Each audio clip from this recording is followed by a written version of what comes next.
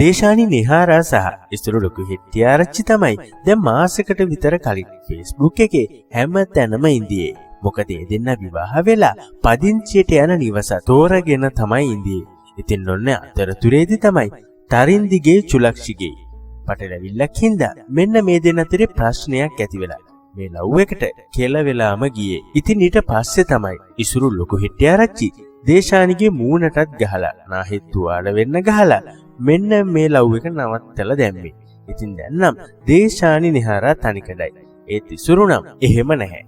මොකද ඉසුරු මේ වෙද්දිත් හරි ලස්සන චාම් ගෑනු ළමයිගේ ආදරය විඳින ගමන් තමයි ඉන්නේ. ඉතින් බලන්නකෝ ඒකෙත් හැටි නේද?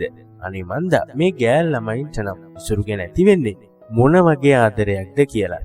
ඉතින් ගොඩක් ප්‍රේක්ෂකයෝ ඉසුරුට බනිනෝ වගේම ඉසුරුට ආදරය කරන ප්‍රේක්ෂක ජනතාවකුත් අපේ රටේ ඉන්නවා.